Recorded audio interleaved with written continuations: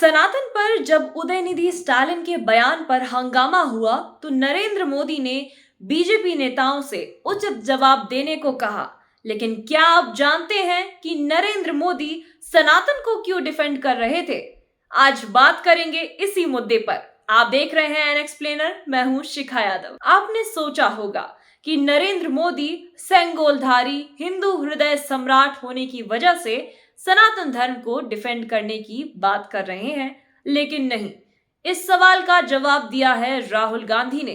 Paris की science पो university में मोदी और आरएसएस की हकीकत समझाते हुए राहुल गांधी ने कहा कि आरएसएस और बीजेपी वाले जो करते हैं उसका हिंदुइज्म से कोई लेना देना नहीं है।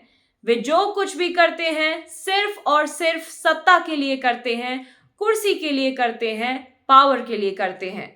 तो अगर नरेंद्र मोदी ये कहते हैं कि सनातन को डिफेंड करिए, तो वो ये नहीं कह रहे हैं कि दलितों को डिफेंड करिए, पिछड़ों को डिफेंड करिए, उनका आरक्षण बचाइए या उनका सम्मान बचाइए, बल्कि वे ये कह रहे हैं कि मोदी की कुर्सी बचाइए। राहुल गांधी ने साफ कहा कि भारत में जो नफरत की खेती हो रही है उसे सत्ता का संरक्षण प्राप्त है। मैंने गीता पढ़ी है, उपनिषद पढ़े हैं, हिंदू धर्म से जुड़ी किताबें पढ़ी हैं, लेकिन बीजेपी जो करती है उसका हिंदू धर्म से कोई लेना देना नहीं है। राहुल गांधी ने आगे कहा कि मैंने किसी किताब में ये नहीं पढ़ा कि लोगों को डराना चाहिए, जो कमजोर हैं उन्हें सताना चाहिए। किसी ज्ञानी संत ने ऐसा कभी नहीं कहा और ये कहीं भी नहीं लिखा है। राहुल गांधी लगातार आरएसएस और मोदी पर हमला करते रहे हैं।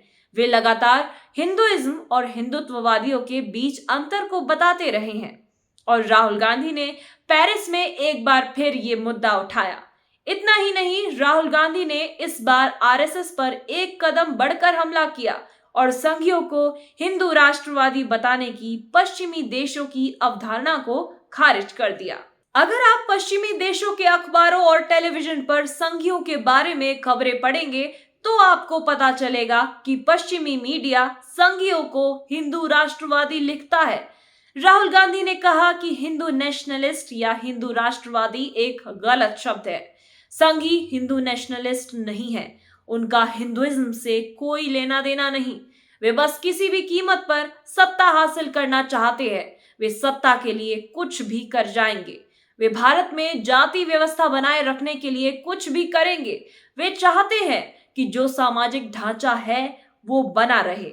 वे चाहते हैं कि पावर या सत्ता सिर्फ कुछ लोगों के हाथ में रहे।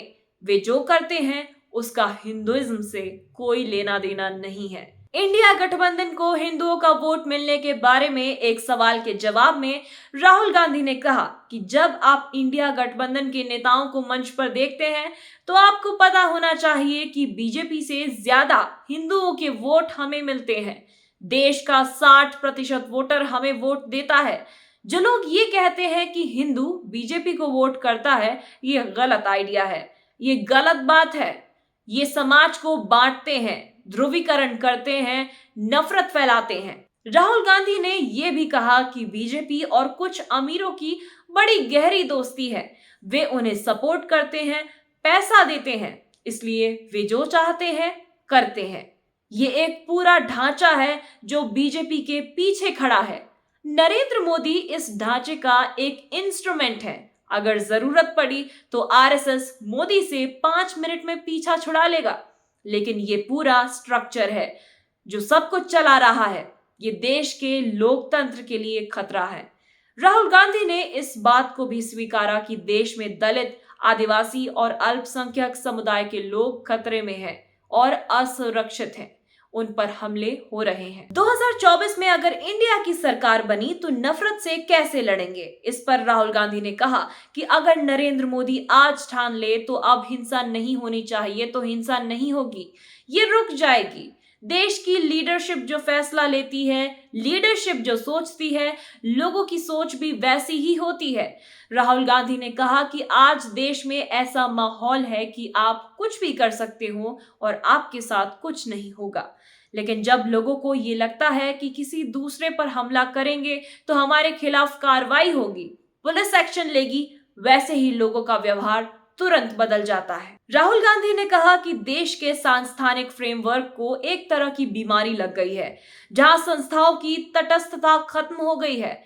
हमें कुछ एग्जाम्पल सेट करने पड़ेंगे। हमें कुछ लोगों को सबक सिखाना पड़ेगा। जिन्होंने गलत किया है उन्हें एक बड़ी कीमत चुकानी होगी, ताकि कोई भी जो ऐसा दोबारा करने की सोचे उसे भारत की आत्मा पर हमले की कीमत चुकानी पड़े। जाति व्यवस्था और जातीय उत्पीड़न के सवाल पर राहुल गांधी का स्टैंड क्रांतिकारी है। शायद ही किसी कांग्रेसी नेता ने ऐसा स्टैंड लिया होगा।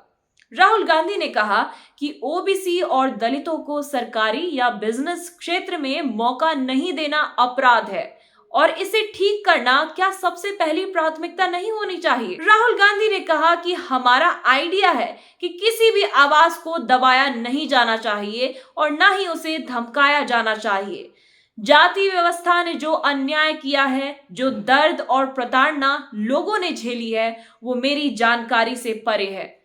मैं अपनी राजनीति को जाति व्यवस्था को चैलेंज करने वाली राजनीति के तौर पर देखता हूं। उस सामाजिक ढांचे को चैलेंज करने के तौर पर देखता हूं जहां कुछ लोगों को सारी सुख सुविधा और अधिकार मिलते हैं, लेकिन कुछ लोग गरीबी में जीने को मजबूर हैं। राहुल गांधी ने कहा कि यह फ्रेमवर्क होगा जिसके बारे में इंडिया गठबंधन सोच रहा है। तो ये था वो विचार, वो आइडिया जो राहुल गांधी ने पेरिस की साइंस पो यूनिवर्सिटी में दुनिया के सामने रखा, देश के लोगों को बताया। अब दलितों और पिछड़ों को फैसला लेना है कि वे किसका साथ देंगे। उनका जो सनातन को डिफेंड करने की बात करते हैं या उनका जो जाति व्यवस्था खत्म करने की बात करते हैं। फैसला आपका है। 2024 की सियासी जंग से जुड़ी खबरों के लिए हमारे चैनल को सब्सक्राइब करें, वीडियो को शेयर करें और अपनी प्रतिक्रियाओं से हमें अवगत कराएं। आप सबका शुक्रिया। नमस्कार।